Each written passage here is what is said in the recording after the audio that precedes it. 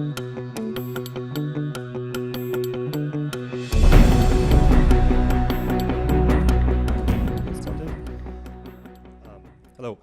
my name is, maybe I just, yeah. Hello, my name is Neil. We'll talk about porting Armored Warfare game to Scaleform UI, with Scaleform UI to Haxe. So let's start with some general information about me, about company and project itself. Actually, I'm using prezi.com, so it's written in Haxe, actually. So I will support things written in Haxe. but that's not mine. So, as I said, my name is Neil, and to date I have been working for 2 years in Mail.ru. So before that, I mainly dealt with some digital media, interactive media, which includes games also. So mainly for large brands and so on. So my experience with Haxe 3 is 3 years now. I have been developing games for HTML5 using it and still making them, of course, but mostly for my own projects. So about company and team. So Mail.ru. Oh. Again, it happened again. So Mail.ru is that's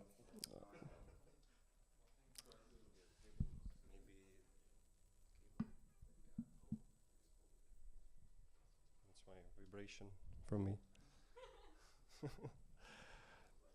So Mail.ru is the largest internet company in Russian-speaking countries with a large audience, as you see. So it's mostly known as my.com. We have an office in Amsterdam, actually, and the one in US. So I'm working with a LAS team, which is bought, obviously, by Mail.ru since 2010, but it's founded in 2006. It's famous for making alerts online and Skyforge. Maybe you heard of it, but who knows?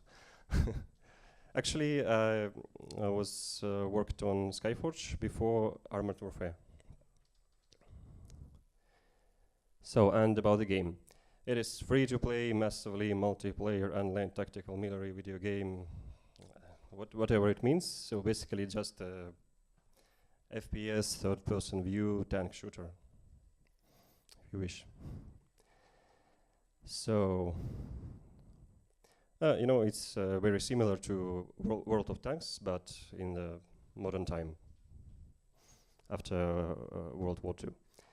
So it's built with CryEngine, released to open beta on September 2015. Available on PC now, and PS4 soon. So you can see Q1 2016. Oh, 18, sorry. So it was previously developed by Obsidian Entertainment. Maybe you know that company, yeah? But until summer 2016, the development was moved to Moscow because, the guys haven't do update for a long time. So, and here comes the most interesting part. So why we decided to write things in Haxe? So you will see now. So at warm summer of 2016, I was alone, sitting in front of almost 200 Ks of ActionScript 2 code. Here's some sources.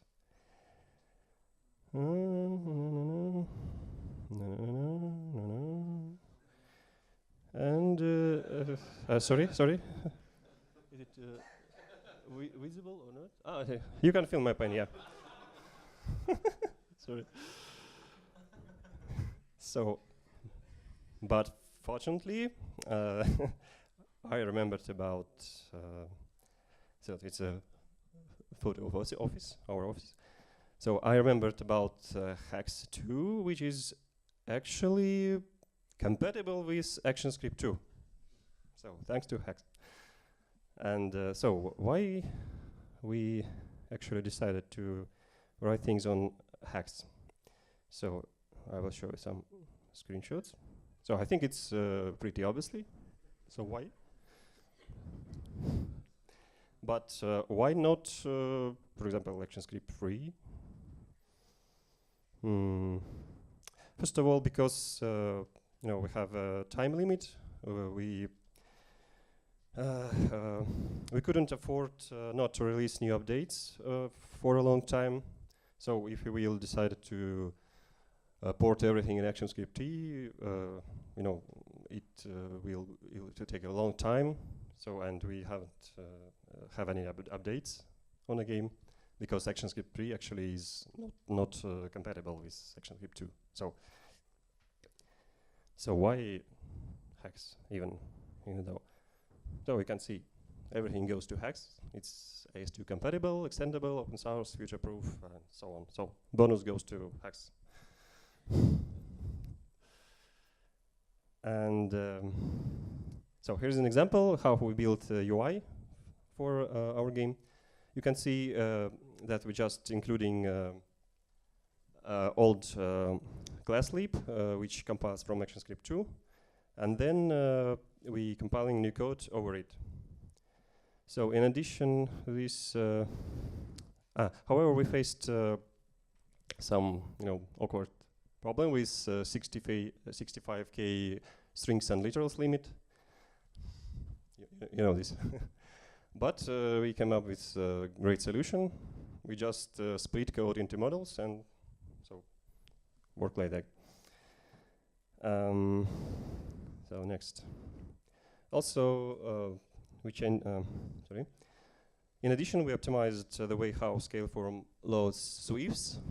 So we removed, code in ActionScript 2 is to always start with this package name. So you know that if you make something in Adobe Flash and then relate to ActionScript 2 code, it actually includes this code with all links, and so each view so just copies the whole code from class leap, which contains already the whole code from the game.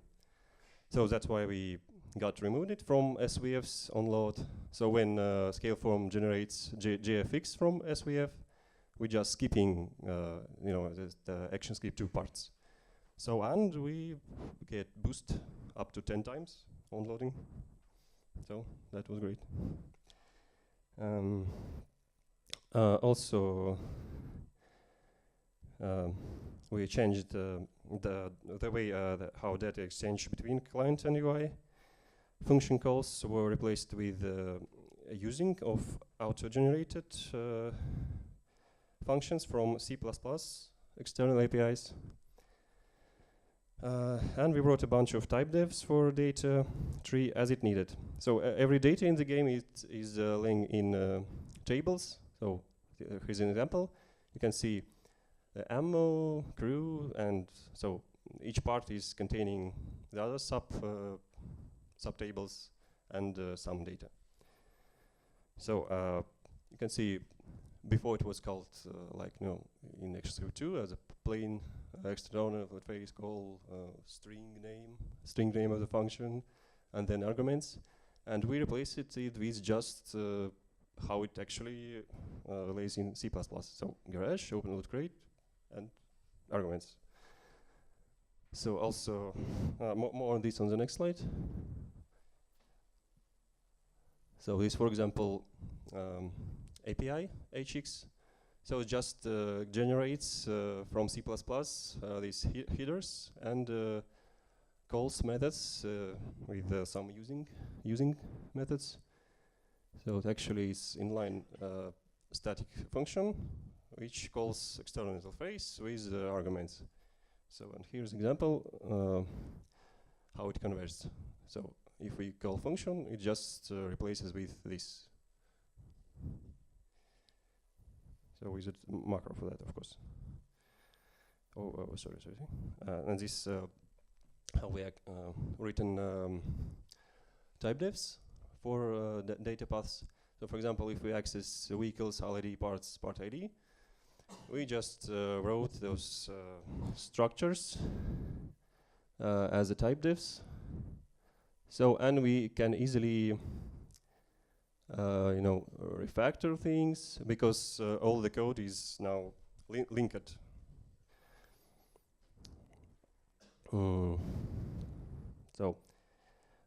So which awesome parts of Haxe we are using? So what we are using in Haxe?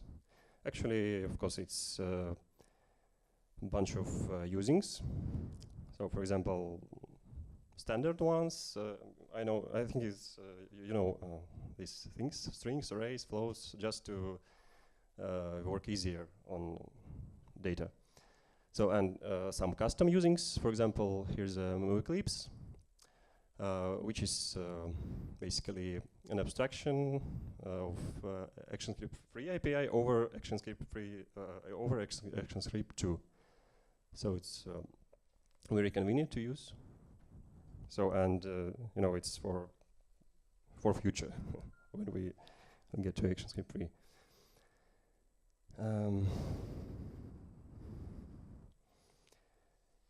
So, and here's example of how we use usings for data accessing.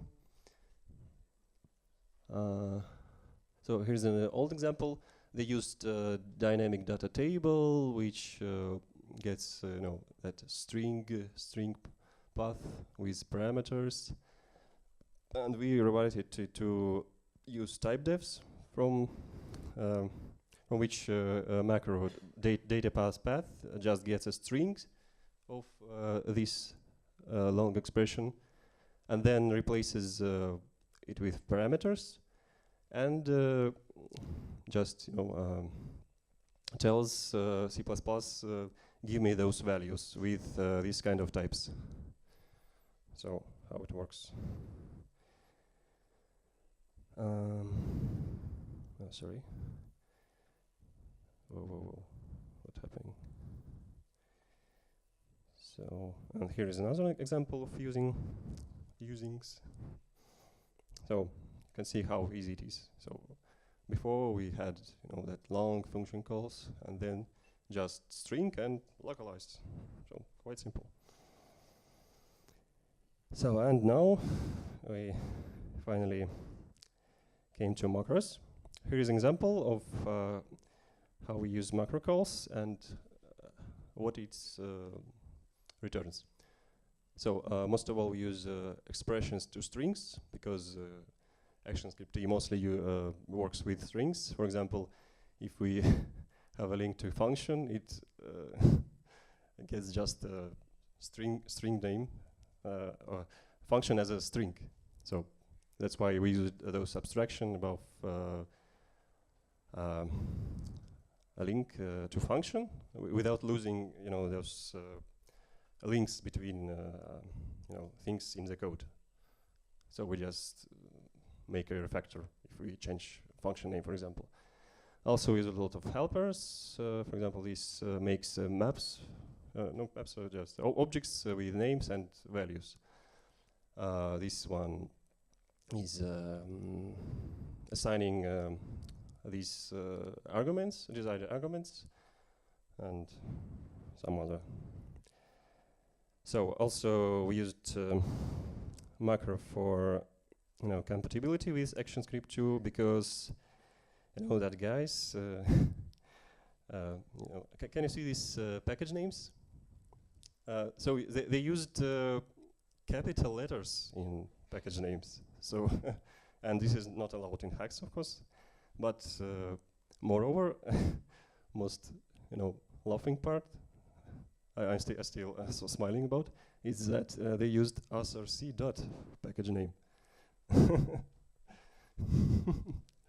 So also here you can see a link macro, which takes over linking between main model and submodels, because if you load some SVFs with code in main SVF, they are sitting, they are not linked. So we pushing those links to submodels to, point in some classes in main models. Also, we use macros for debug and optimization, but actually not debug. It's actually just a tracking, but you know, in ActionScript too, under Scaleform, what you will expect. This just tracks function execution. You can pass, for example, metadata, ignore. So obviously it will ignore this function call, and print also parameters. So another example is profiling. So we can just track function execution time. So it just inserts at the start some marker of time, and at the end it just traces so how long function execution take.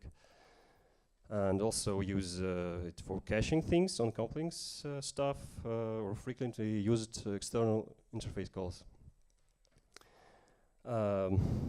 So how it works. Here you can see, oh, sorry. Whoa. So it puts some checks in the beginning of the function, so that we can, see that cache is existing, and that just return cache before those complex consuming expressions. And if it's not sitting in the cache, it's just replacing the return body to cache set those returning data. So I think that's great. So what's next? So we use a lot of macro oil, you know.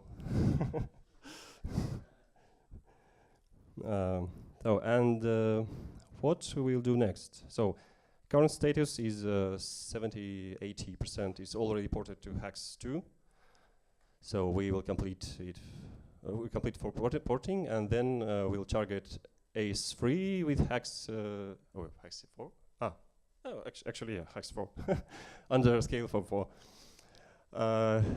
So current version is Scaleform 3, which supports only ActionScript 2. So that's why we use Haxe 2 also. And maybe in the future we will use hashlink over Scaleform, or maybe replace Scaleform with something else. So, but the last one requires to convert all sets. So that's the hardest part. Maybe some questions? Yep. So, Autodesk is no longer selling Scaleform, but existing customers can access their source code? Yeah, actually, yes, they can, but a few months ago, so Flash is dying even in another, fields. So Autodesk has dropped support of, it stopped developing Scaleform a few months ago. So Flash is really dying. I do wonder though, you might be able to take some of the source code for Scaleform that handles the assets, and you won't even need to convert your assets, and you can. For example, if we'll use OpenFL, but I don't think so. It's compatible with sweeps, but if we will use other framework, we will need to convert all assets to some other format, so which is huge. Some other questions? Well, if Scaleform is also dying, what's the alternative, I guess, in AAA world? Oh, it's very disappointing. I heard of coherent UI, but it's like shooting in your own leg, because it's HTML over the game. So I think it's not great. Also, popular game engines uses a lot of own frameworks for building UI. For example, Unreal. So it's great, but it's not universal. You can use it in only Unreal. Maybe you could try the new Lua target. If you write it right, it does have this Lua scripting, no? Yeah, we are using Lua too, but it works faster than ActionScript. Not sure, but it's integrated into the engine. So that's why I mentioned hashlink. So we can use it over Scaleform calls. So basically, if you can actually skip ActionScript and just use direct calls from C++ to objects in Flash. Do you know it? So, yeah. Another question? Yeah, because it's only supports ActionScript 2. Because in Haxe 3, ActionScript 2 is dropped. Actually, I didn't find this version in GitHub.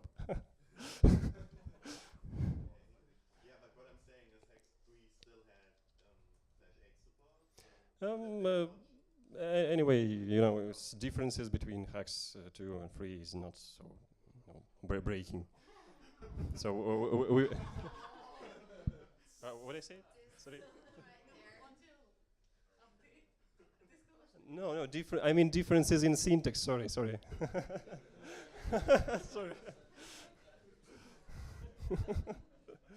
Oh. Sorry. Some other? No? And thank you. Thank you. So you can visit this site and or contact me if you want. So this name is you know, everywhere. So Skype, Twitter, whatever. If you want to see how games look, I can show some videos. Do you have time? Oh, okay. If it actually will work. So maybe internet is died. No. Hey, hello. Okay.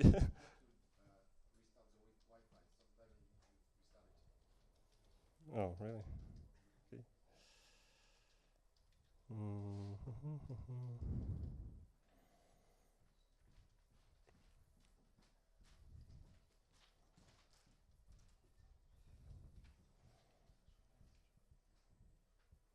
Nope.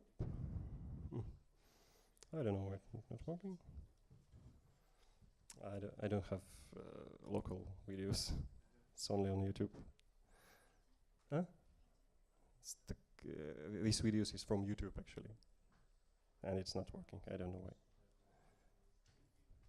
So you can visit site and see on your own. Okay, I will try, but I'm not sure it will work. Oh, strange.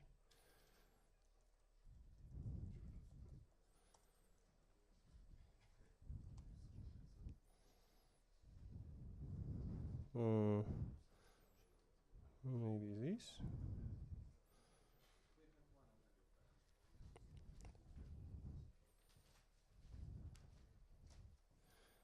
Oh, actually, this is a UI of the game. So a new UI. So we completely redesigned the old one.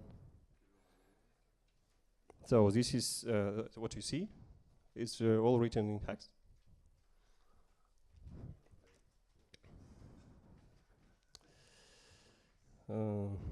And here some, you know. Oh, this is old view. You can see how design looked before. And also we need to port UI in the game itself, so we port it soon.